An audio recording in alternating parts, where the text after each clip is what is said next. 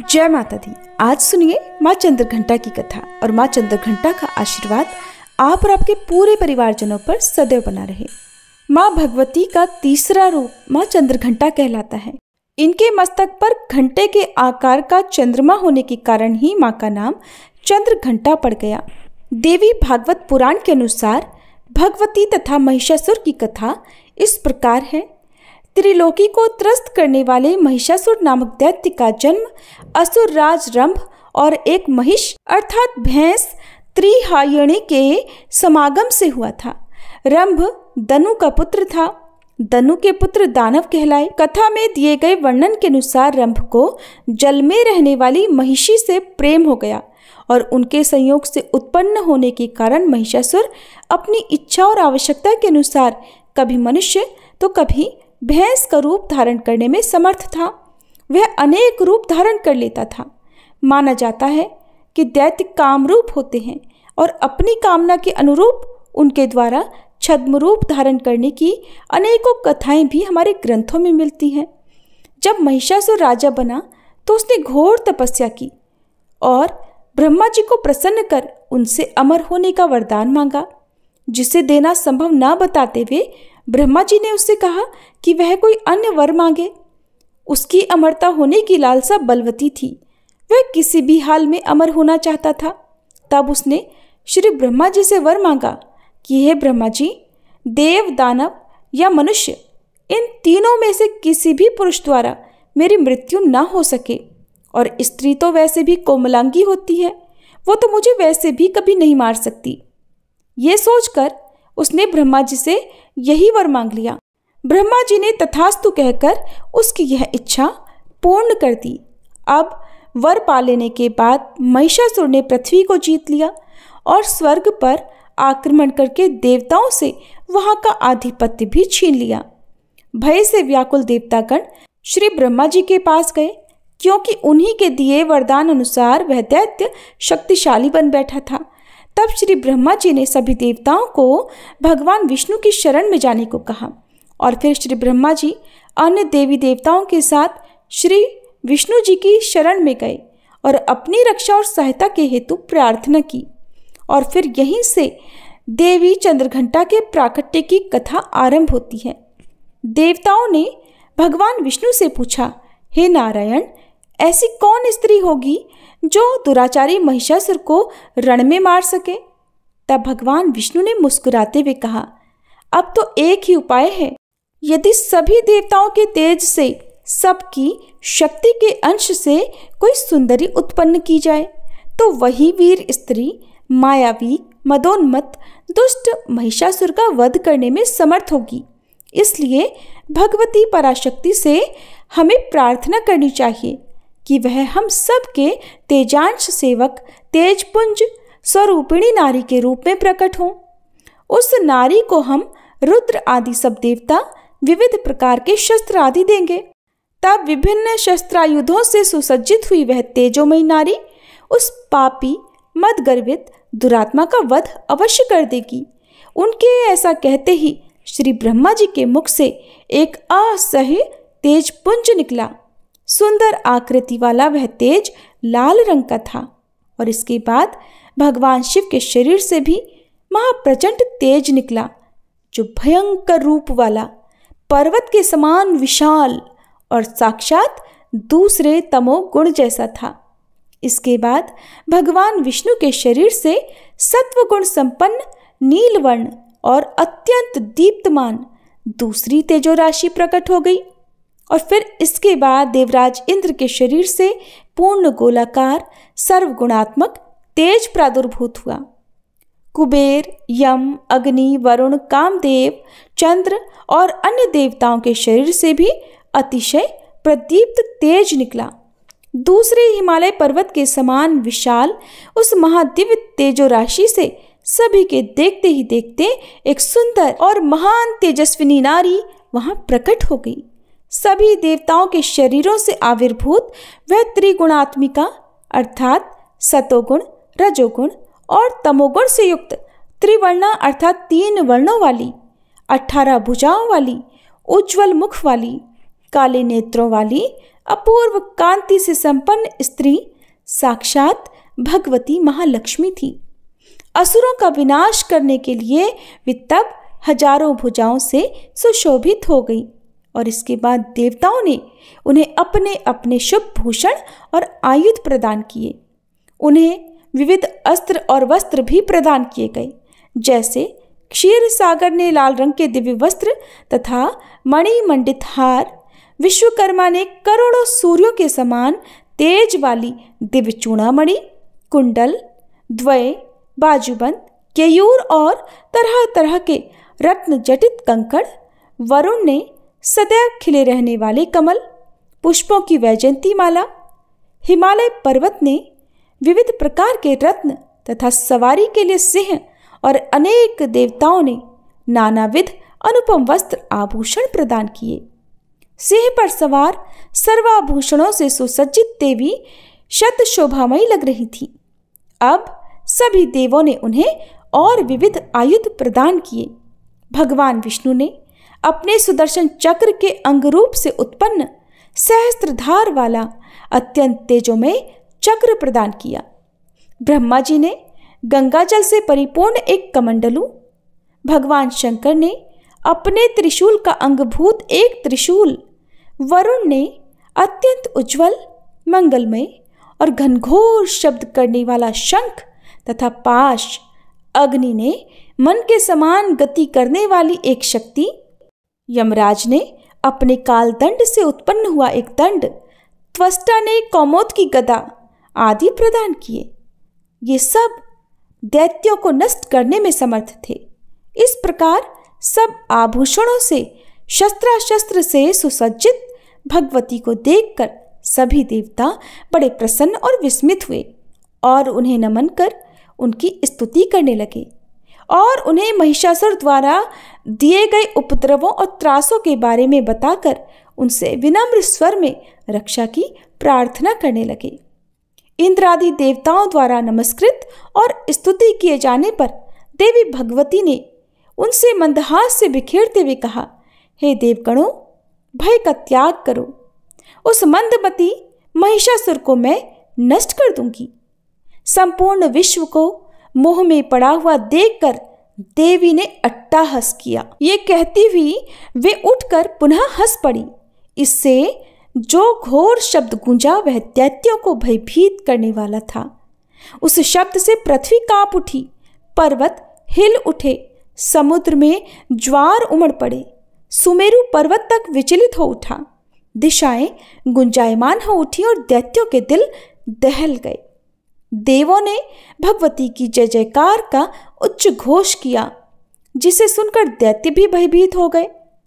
महिषासुर ने भी सुना और सुनकर वह अत्यंत क्रुद्ध हो गया और इस निनाद के विषय में पता लगाने का दैत्यों को आदेश देकर कहने लगा कि दैत्य हो या देवता, जिसने भी यह कर्ण कटु शब्द किया हो उसे पकड़ कर लाओ। अपने भेजे हुए दूतों से गर्जन करती हुई सुंदर किंतु भयभीत करने वाली नारी के बारे में जान लेने के बाद उसने अपने मंत्री को उस सुंदरी को साम आदि अर्थात साम दाम दंड भेद किसी भी उपाय से किसी भी प्रकार से वहां लिवा लाने के लिए भेजा। मंत्री के देवी के सम्मुख जाने और महिषासुर का संदेश देने पर देवी ने उससे कहा, हे मंत्री श्रेष्ठ, मैं देवताओं की जननी महालक्ष्मी के नाम से विख्यात हूँ। सब दैत्यों को नष्ट करना ही मेरा परम कर्तव्य है, क्योंकि महिषासुर के अत्याचारों से पीड़ित और यज्ञभाग से वंचित देवताओं ने उसे मारने की मुझसे प्रार्थना की है। अब तुम उस पापी से जाकर कह दो, यदि तुम जीवित रहना चाहते हो तो तुरंत पाताल लोक चले जाओ, देवताओं को उनका आधिपत्य वापस कर दो और अन्यथा मैं बाणों से तुम्हारा शरीर नष्ट भ्रष्ट करके तुम्हें यमपुरी पहुंचा दूंगी। मैं बिना किसी सेना के अकेले ही उसका वध करने यहाँ आई हूँ। मंत्री ने जाकर दैत्यराज महिषासुर को यह सारा वृत्तांत कह सुनाया। दैत्यराज ने अपने साथियों के साथ परामर्श किया। उसके मुख्य मंत्री थे ताम्र, वाष्कल, असिलोमा, दुर्मुख, दुर्धर, दुर्मद, विरूपाक्ष, विडालाक्ष और चिक्षुर इत्यादि। इसके बाद ताम्र को अपने संदेश के साथ देवी के पास भेजा।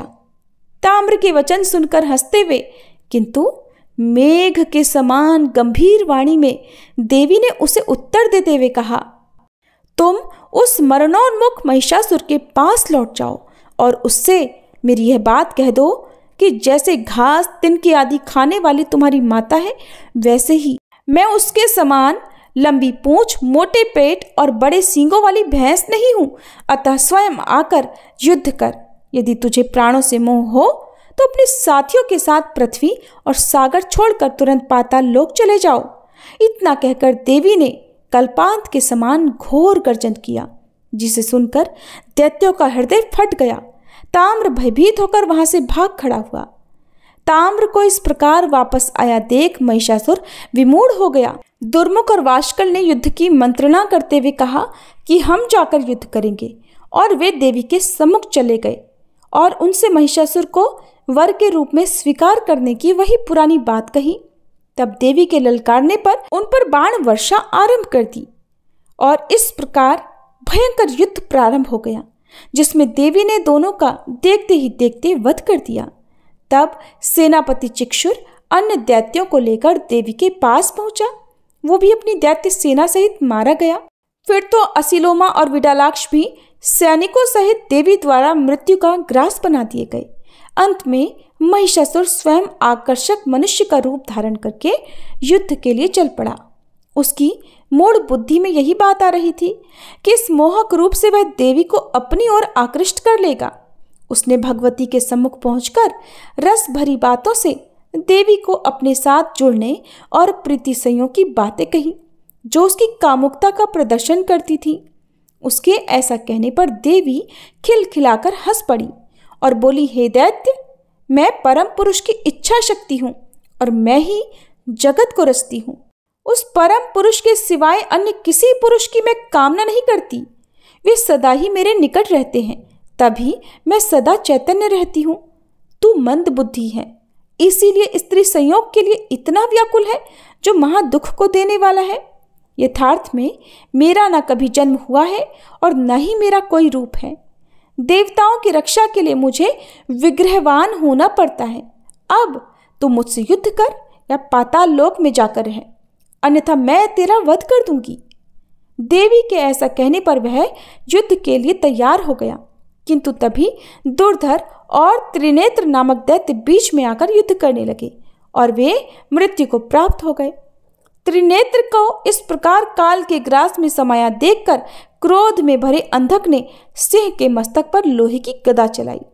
तब देवी के वाहन सिंह ने अपने नखों से उसे फाड़ कर रख दिया और उसे तिनके की तरह चबा डाला। सिंह ने महिषासुर को भी अपने नखों से घायल कर दिया जब उसने सिंह पर गदा चलाई। अब महिषासुर ने मनुष्य का रूप छोड़कर नए अनेकों अनेकों रूप धारण करने शुरू कर दिए। सिंह का, फिर हाथी का, शरभ का और अंत में महिष अर्थात भैंसे का रूप उसने धारण किया और वह देवी पर सींगों से प्रहार करने लगा। तब क्रोध से लाल नेत्र कर भगवती चंडिका ने अपने त्रिशूल से उस पर आक्रमण कर दिया। वह मूर्छित होकर फिर उठ बैठा और देवी पर भयानक चित्कार करते हुए पदाघात करने लगा। इससे देवगण भयभीत हो उठे, किंतु देवी ने सहस्त्रधार वाला चक्र हाथ में लेकर उस पर छोड़ दिया और महिषासुर का मस्तक उस दारुण चक्र से काटकर उसे युद्ध भूमि में गिरा दिया। फिर उसका कबंध अर्थात धड़ भी घूमता हुआ पृथ्वी पर जा गिरा। इस प्रकार दैत्यराज महिषासुर का अंत हुआ और भगवती महिषासुर मर्दिनी कहलाई। प्रेम से बोलिए महिषासुर मर्दिनी की जय। देवताओं ने आनंद पूर्वक जय घोष किया। महिषासुर के वध से शेष भयभीत दानव अपने प्राण बचाकर पाताल लोक भाग गए। देव, मनुष्य और पृथ्वी के सभी प्राणी आनंद मगन हो गए।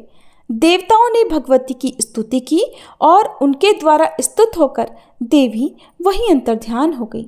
माँ चंद्रघंटा के विषय में एक और कथा प्रचलित है। कालिका पुराण के अनुसार महिषासुर भद्रकाली का अनन्य भक्त था।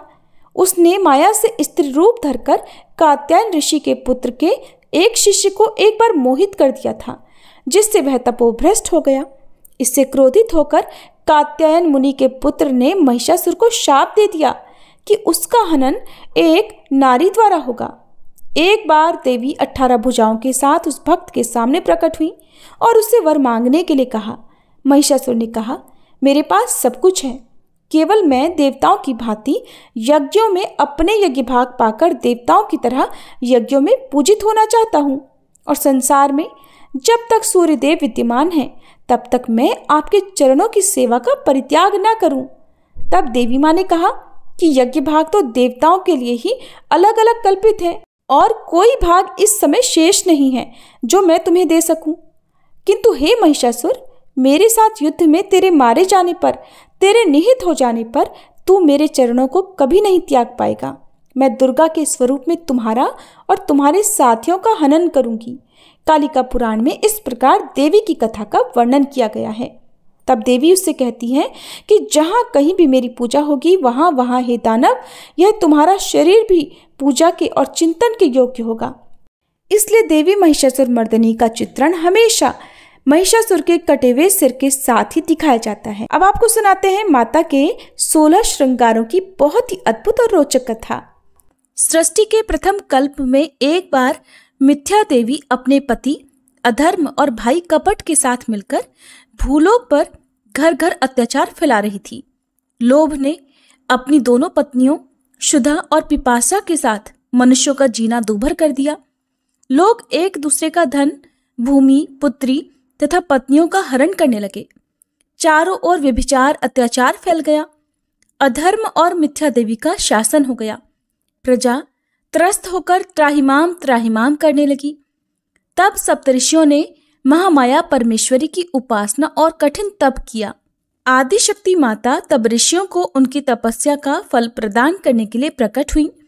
भूतल पर धर्म की स्थापना करने के लिए और अधर्म का नाश करने के लिए माता रानी ने अंश रूप में अपने शरीर से अग्निदेव और उनकी पत्नी स्वाहा देवी को, यज्ञदेव तथा उनकी पत्नी दीक्षा देवी और दक्षिणा देवी को, पितृदेव और उनकी पत्नी स्वधा देवी को, पुण्यदेव और उनकी पत्नी प्रतिष्ठा देवी को, सुशील देव और उनकी पत्नियों शांति देवी और लज्जा देवी को, ज्ञान देव और उनकी पत्नियों बुद्धि देवी, मेधा देवी, धृति देवी को अपने शरीर से उत्पन्न किया और अधर्म तथा मिथ्या देवी की सत्ता को समाप्त करने का आदेश दिया। हजारों वर्षों तक बड़ा भीषण युद्ध चला, लेकिन मिथ्या देवी को कोई भी हरा नहीं पाया।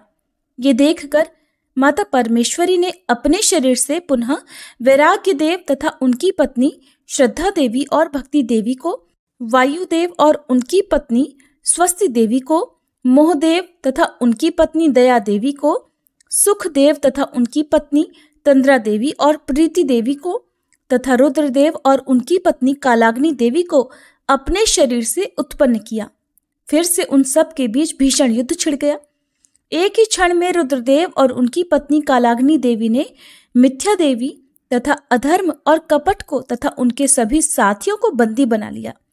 1000 वर्षों तक बंदी गृह में मिथ्या देवी पड़ी रही और उसी कारागार में रुद्रदेव और उनकी पत्नी कालाग्नि देवी की तपस्या में लीन रही। मिथ्या देवी की तपस्या से प्रसन्न होकर आखिरकार रुद्रदेव और माता कालाग्नि देवी प्रकट हुई और मिथ्या देवी को आशीर्वाद दिया। रुद्रदेव ने मिथ्या देवी को आशीर्वाद देते हुए कहा, हे मिथ्या देवी, सतयुग में तुम अदृश्य रहोगी, त्रेता युग में तुम सूक्ष्म रूप से रहोगी, द्वापर युग में तुम आधे शरीर से रहोगी और कलयुग में तुम संपूर्ण शरीर से रहोगी। कलयुग में ही सर्वत्र तुम्हारा शासन होगा। तब माता कालाग्नि देवी ने मिथ्या देवी को आशीर्वाद स्वरूप कहा, हे मिथ्या देवी, हमारे शरीर के 16 श्रृंगारों का अंश रूप से धरती पर अवतरण हुआ है। तुम उनके पास कभी मत जाना, नहीं तो तुम वहीं पर भस्म हो जाओगी। देवी की बात सुनकर मिथ्या देवी ने हाथ जोड़कर पूछा, माते, आपके 16 श्रृंगार अंश रूप से कहाँ कहाँ पर है, कृपया बताइए। तब माता कहने लगी, हमारी आंख का काजल क्षीर सागर के रूप में है, हमारी मांग का सिंदूर शेष नाग का रूप धारण करके श्री विष्णु की शेष शैया बनकर क्षीर सागर में है, हमारे पांव का महावर वृक्ष रूप में कौशल देश में है, जब श्री विष्णु का राम रूप में अवतार होगा, तब मेरे भक्त कच्छप का केवट रूप में जन्म होगा। केवट इसी वृक्ष को काटकर नाव बनाएंगे और उसी नाव से केवट विष्णु रूपी श्री राम को गंगा जी के पार उतारेंगे। हमारे भाल की बिंदी गोकुल में गौ रूप धारण करके लाखों की संख्या में श्री कृष्ण अवतार में श्री कृष्ण के साथ रहकर उनकी लीलाओं का रसपान करेंगी। हमारी चूड़ियां नदियों का रूप धारण करके सरयू नाम से जानी जाएंगी, जो श्री राम की लीलाओं का रसास्वादन करेंगी। हमारी पायल पीतांबर का रूप धारण करके हमेशा श्री कृष्ण के शरीर पर विद्यमान रहेंगी। हमारे पांव के बिछिए मंद्राचल पर्वत के नाम से जाने जाएंगे। अगले कल्प में सागर मंथन की लीला होगी, जिसमें मंद्राचल पर्वत मथानी बनेगा। हमारी नासिका की नथुनी ब्रह्मा जी का कमंडल है। हमारे कान के कर्णफूल कुंडल का रूप धारण करके रुद्रदेव के कर्ण में विराजमान है और हमारे कमर की करधनी बलराम के हल का फल बनकर असुरों का विनाश करेंगी। इसलिए हे मिथ्या देवी, तुम इनके पास भूल कर भी मत जाना, नहीं तो तुम एक क्षण में ही वहीं जलकर भस्म हो जाओगी। कलयुग में जो भक्त हमें 16 श्रृंगार अर्पण करके हमारी उपासना करेंगे, उनके पास भी तुम कभी मत जाना। और कलयुग में इस प्रकार चारों ओर केवल तुम्हारा ही शासन होगा। मिथ्या देवी को ऐसा वरदान देकर माता और रुद्रदेव वहीं अंतर्ध्यान हो गए। प्रेम से बोलिए आदि शक्ति भवानी की जय। अब सुनिए श्री दुर्गा चालीसा पाठ, महिषासुर मर्दिनी स्तोत्र और आरती। नमो नमो दुर्गे सुख करनी, नमो नमो अम्बे दुख हरनी। निरंकार है ज्योति तुम्हारी, तिहु लोक फैली उजियारी। शशि ललाट मुख महाविशाला, नेत्र लाल भ्रकुटी विकराला। रूप मातु को अधिक सुहावे, दर्श करत जन अति सुख पावे। तुम संसार शक्ति लय कीना, पालन हेतु अन्न धन दीना। अन्नपूर्णा हुई जगपाला, तुम ही आदि सुंदरी बाला। प्रलय काल सब नाशनहारी, तुम गौरी शिव शंकर प्यारी। शिव योगी तुम्हारे गुण गावे, ब्रह्मा विष्णु तुम्हें नित ध्यावे। रूप सरस्वती को तुम धारा, दे सुबुद्धि ऋषि मुनिन उबारा। धर्यो रूप नरसिंह को अम्बा, प्रगट भई फाड़ कर खम्बा। रक्षा करी प्रहलाद बचायो, हिरणाकुश को स्वर्ग पठायो। लक्ष्मी रूप धरो जग माही, श्री नारायण अंग समाही। क्षीर सिंधु में करत विलासा, दया सिंधु दीजे मन आसा। हिंगलाज में तुम ही भवानी, महिमा अमित न जात बखानी। मातंगी अरुधुमावती माता, भुवनेश्वरी बगला सुखदाता। श्री भैरव तारा जगतारिणी, छिन्न भाल भव दुख निवारिणी। के हरिवाहन सोह भवानी, लांगुर वीर चलत अगवानी। कर में खप्पर खड्ग विराजे, जाको देख काल डर भाजे। सोहे अस्त्र और त्रिशूला, जाते उठत शत्रु ही शूला। नगर कोटि में तुम ही विराजत, तिहु लोक में डंका बाजत।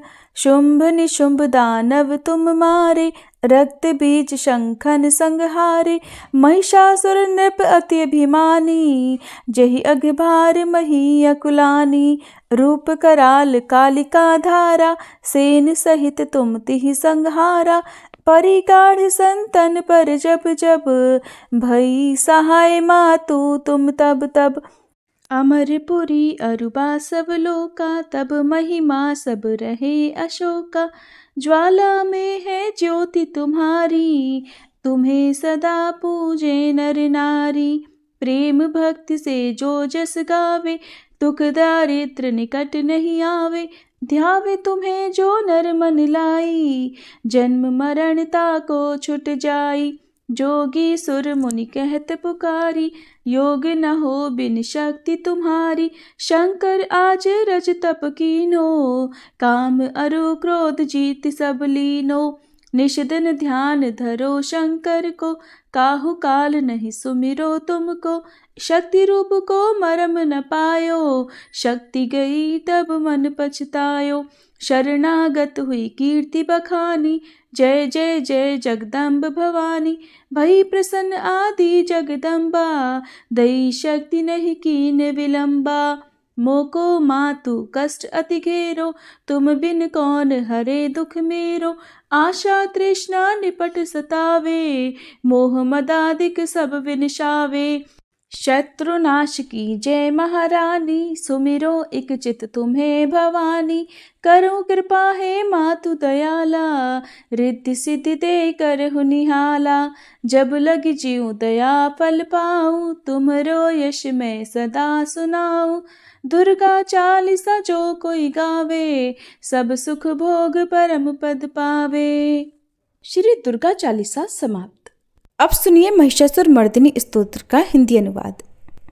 हे हिमालय राज की पुत्री, हे गिरिजा देवी, विश्व को आनंदित करने वाली देवी, नंदी गणों द्वारा पूजित, गिरिश्रेष्ठ विंध्याचल के शिखर पर निवास करने वाली देवी, अपनी लीला से भगवान श्री विष्णु को प्रसन्न करने वाली, इंद्रदेव के द्वारा नमस्कृत, भगवान नीलकंठ की पत्नी, विश्व में विशाल कुटुंब वाली और विश्व को संपन्नता देने वाली, हे महिषासुर का मर्दन करने वाली भगवती, अपने बालों की लता से आकर्षित करने वाली पर्वत की पुत्री, आपकी जय हो जय हो जय हो। देवों को वरदान देने वाली, दुर्धर और दुर्मुख असुरों को मारने वाली और स्वयं में ही हर्षित रहने वाली, तीनों लोकों का पोषण करने वाली, शंकर जी को संतुष्ट करने वाली, पापों को हरने वाली और घोर गर्जना करने वाली, दानवों पर क्रोध करने वाली, अहंकारियों के घमंड को सुखा देने वाली, समुद्र की पुत्री, हे महिषासुर का मर्दन करने वाली, अपने बालों की लता से आकर्षित करने वाली पर्वत की पुत्री, आपकी जय हो जय हो जय हो। हे जगत माता, हे मेरी माँ, प्रेम से कदम्ब के वन में वास करने वाली, हास्य भाव में रहने वाली, हिमालय के शिखर पर स्थित, अपने भवन में विराजित, मधु की तरह मधुर, मधु कैटभ का मद नष्ट करने वाली, महिष को विदीर्ण करने वाली, सदा युद्ध में लिप्त रहने वाली, हे महिषासुर का मर्दन करने वाली, अपने बालों की लता से आकर्षित करने वाली पर्वत की पुत्री, आपकी जय हो जय हो जय हो। शत्रुओं के हाथियों की सूंड काटने वाली और उनके 100 टुकड़े करने वाली, जिनका सिंह शत्रुओं के हाथियों के सर अलग अलग टुकड़े कर देता है, अपनी भुजाओं के अस्त्रों से चंड और मुंड के शीश काटने वाली, हे महिषासुर का मर्दन करने वाली और अपने बालों की लता से आकर्षित करने वाली पर्वत की पुत्री, आपकी जय हो जय हो जय हो। रण में मदोन्मत्त शत्रुओं का वध करने वाली, अजर अविनाशी शक्तियां धारण करने वाली, प्रमथनाथ अर्थात शिवजी की चतुराई जानकर उन्हें अपना दूत बनाने वाली, दुर्मति और बुरे विचार वाले दानव के दूत के प्रस्ताव का अंत करने वाली, हे महिषासुर का मर्दन करने वाली, अपने बालों की लता से आकर्षित करने वाली पर्वत की पुत्री, आपकी जय हो जय हो जय हो। शरणागत शत्रुओं की पत्नियों के आग्रह पर उन्हें अभयदान देने वाली, तीनों लोकों को पीड़ित करने वाले, दैत्यों पर प्रहार करने योग्य त्रिशूल धारण करने वाली, देवताओं की दुंदुभी से दुमी दुमी की ध्वनि को सभी दिशाओं में व्याप्त करने वाली, हे महिषासुर का मर्दन करने वाली, अपने बालों की लता से आकर्षित करने वाली पर्वत की पुत्री, आपकी जय हो जय हो जय हो। मात्र अपनी हुंकार से धूम्र लोचन राक्षस को धूम्र अर्थात धुएं के समान भस्म करने वाली, युद्ध में कुपित रक्तबीज के रक्त से उत्पन्न अन्य रक्त बीजों का रक्त पीने वाली, शुंभ और निशुंभ दैत्यों की बलि से शिव जी और भूत प्रेतों को तृप्त करने वाली, हे महिषासुर का मर्दन करने वाली, अपनी बालों की लता से आकर्षित करने वाली पर्वत की पुत्री, आपकी जय हो जय हो जय हो।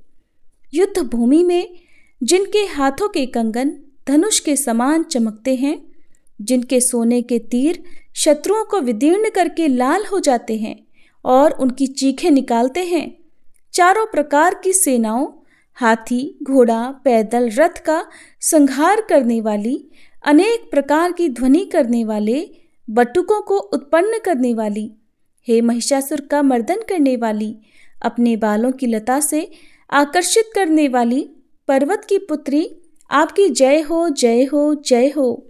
देवांगनाओं के तत् था थेई थेई आदि शब्दों से युक्त भावमय नृत्य में मग्न रहने वाली, कु कुथ अड्डी विभिन्न प्रकार की मात्राओं वाले, ताल वाले स्वर्गीय गीतों को सुनने में लीन, मृदंग की धू धुकुट धीमी धीमी आदि गंभीर ध्वनि सुनने में लिप्त रहने वाली, हे महिषासुर का मर्दन करने वाली, अपने बालों की लता से आकर्षित करने वाली पर्वत की पुत्री, आपकी जय हो, जय हो, जय हो। जय जयकार करने और स्तुति करने वाले, समस्त विश्व के द्वारा नमस्कृत, अपने नुपुर के झंझन और झिमझिम शब्दों से भूतपति महादेव को मोहित करने वाली, नटी नटों के नायक अर्धनारीश्वर के नृत्य से सुशोभित नाट्य में तल्लीन रहने वाली, हे महिषासुर का मर्दन करने वाली, अपने बालों की लता से आकर्षित करने वाली पर्वत की पुत्री, आपकी जय हो, जय हो, जय हो।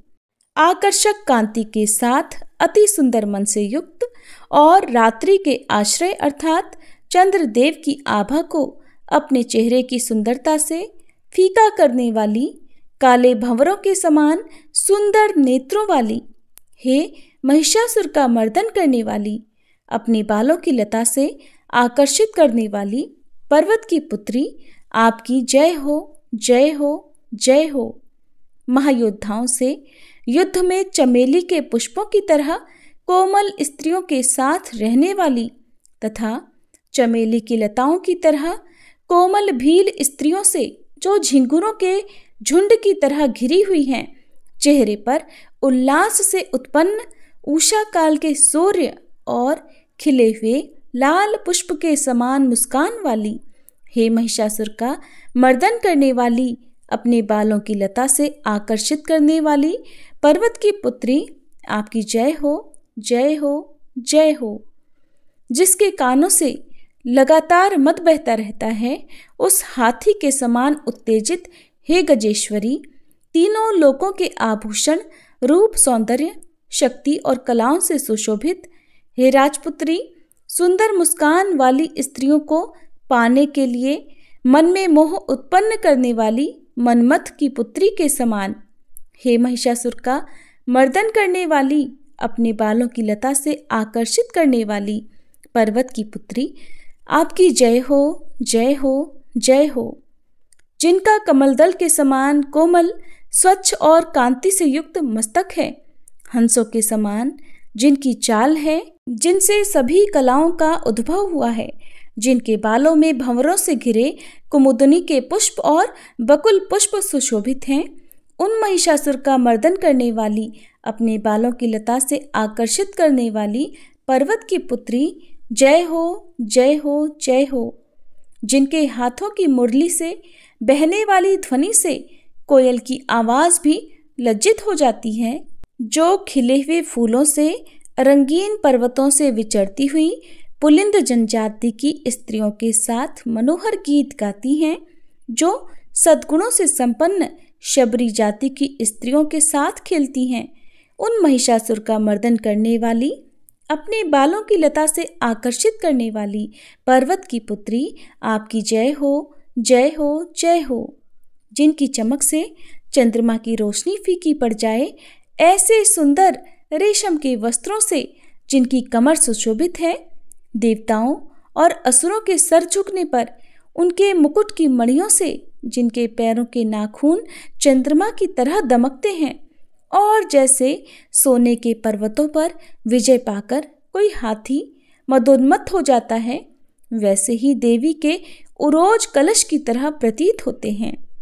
ऐसी हे महिषासुर का मर्दन करने वाली, अपने बालों की लता से आकर्षित करने वाली पर्वत की पुत्री, आपकी जय हो, जय हो, जय हो। सहस्त्रों दैत्यों के सहस्त्रों हाथों से सहस्त्रों युद्ध जीतने वाली और सहस्त्रों हाथों से पूजित सुर तारक उत्पन्न करने वाली, उसका तारकासुर के साथ युद्ध कराने वाली, राजा सुरथ और समाधि नामक वैश्य की भक्ति से समान रूप से संतुष्ट होने वाली, हे महिषासुर का मर्दन करने वाली, बालों की लता से आकर्षित करने वाली पर्वत की पुत्री, आपकी जय हो, जय हो, जय हो। जो भी आपके दयामय पद कमलों की सेवा करता है, हे कमले, वह व्यक्ति कमल निवास कैसे न बने। हे शिवे, आपके पद कमल ही परम पद हैं, उनका ध्यान करने पर भी परम पद में कैसे नहीं पाऊंगा। हे महिषासुर का मर्दन करने वाली, बालों की लता से आकर्षित करने वाली पर्वत की पुत्री, आपकी जय हो, जय हो, जय हो। सोने के समान चमकते हुए नदी के जल से जो आपके रंग भवन में छिड़काव करेगा, वो इंद्राणी के वक्ष से आलिंगित होने वाले इंद्र के समान सुखानुभूति को क्यों नहीं पाएगा। हे वाणी, हे महासरस्वते, आप में मांगल्य का निवास है, मैं आपके चरणों की शरण लेता हूँ। हे महिषासुर का मर्दन करने वाली, बालों की लता से आकर्षित करने वाली पर्वत की पुत्री, आपकी जय हो, जय हो, जय हो। आपका निर्मल चंद्र समान मुख चंद्रमा का निवास है, जो सभी अशुद्धियों को दूर कर देता है। नहीं तो क्यों मेरा मन इंद्रपुरी की सुंदर स्त्रियों से विमुख हो गया है। मेरे मत के अनुसार आपकी कृपा के बिना शिव नाम के धन की प्राप्ति कैसे संभव हो सकती है। हे महिषासुर का मर्दन करने वाली, बालों की लता से आकर्षित करने वाली पर्वत की पुत्री, आपकी जय हो, जय हो, जय हो। हे दीनों पर दया करने वाली उमा, मुझ पर भी दया कर ही दो। हे जगत जननी, जैसे आप दया की वर्षा करती हो, वैसे ही तीरों की भी वर्षा करती हो, इसलिए इस समय जैसा आपको उचित लगे वैसा करो, मेरे पाप और ताप दूर कर दो। हे महिषासुर का मर्दन करने वाली, बालों की लता से आकर्षित करने वाली पर्वत की पुत्री, आपकी जय हो, जय हो, जय हो। ओम जय चंद्र घंटा माँ, मैया जय चंद्र घंटा माँ, सर्व जगत की स्वामिनी, कृपा सदा करना। ओम जय चंद्र घंटा माँ, अर्ध चंद्र माथे पर रूप अति सुंदर, घर घर तुम्हारी पूजा, पूजत सब नारी नर। ओम जय चंद्र घंटा माँ, नवरातों में तीसरी माँ का ध्यान करो, माँ की ममता पाओ, माँ की जय जयकार करो।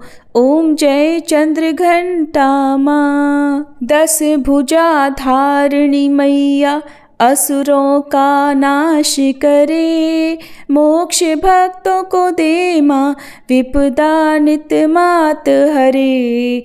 ओम जय चंद्र घंटा माँ, खड्ग खपर धारिणी जग जननी है माँ, दिव्य करे साधक को करती माँ करुणा।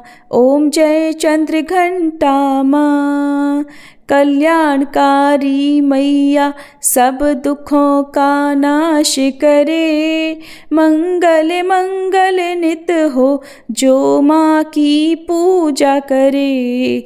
ओम जय चंद्र घंटा माँ, अनुपम रूप माँ का धर्म सदा ही बढ़े, कारज सिद्ध करो माता, द्वार तेरे पड़े। ओम जय चंद्र घंटा माँ, श्रद्धा पुष्प माँ को नित्य अर्पित करो, माँ के ध्यान में रम कर जीवन सफल करो। ओम जय चंद्र घंटा माँ, चंद्र घंटा मैया की आरती नित गाओ, इच्छा पूरी होगी माँ की शरण आओ। ओम जय चंद्र घंटा माँ, ओम जय चंद्र घंटा माँ, मैया जय चंद्र घंटा माँ। सर्व जगत की स्वामिनी कृपा सदा करना, ओम जय चंद्र घंटा माँ।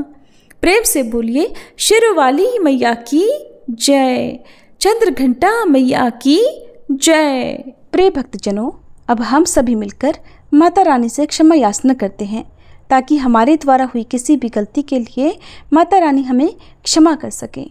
हे परमेश्वरी, मेरे द्वारा रात दिन सहस्त्रों अपराध होते रहे हैं, अतः आप मुझे अपनी सेवक समझकर कृपा पूर्वक मेरे उन अपराधों को क्षमा करो।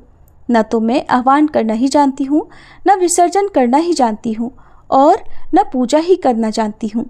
हे परमेश्वरी, मुझे क्षमा करो। हे सुरेश्वरी, मैंने जो मंत्रहीन, क्रियाहीन और भक्तिहीन पूजन किया है वह सब आपकी दया से पूर्ण हो। सैकड़ों अपराध करके भी भक्त आपकी शरण में आकर केवल जगदम्ब कहकर ही मोक्ष को प्राप्त करते हैं, जिसे ब्रह्मादि देवगण भी पाने में असमर्थ होते हैं। हे जगदम्बिके, मैं अपराधी हूँ, किंतु आपकी शरण में आई हूँ, अतः इस समय मैं दया की पात्र हूँ। आप जैसा चाहो वैसा करो। अज्ञानवश या बुद्धि भ्रम होने के कारण भूल से मैंने जो कुछ भी कम या अधिक कर दिया हो, हे देवी, हे परमेश्वरी, सब अपराध क्षमा करो और प्रसन्न हो। हे जगन्माता, हे कामेश्वरी, सच्चिदानंद स्वरूपिणी परमेश्वरी, आप प्रेम पूर्वक मेरी यह पूजा स्वीकार करो और मुझ पर प्रसन्न हो। आप गुप्त से भी गुप्त वस्तु की रक्षा करने वाली हो। आप मेरे किए हुए इस जप को ग्रहण करके मेरे सभी अपराधों को क्षमा करो। हे देवी, हे महेश्वरी, आपकी कृपा से मुझे सिद्धि की प्राप्ति हो।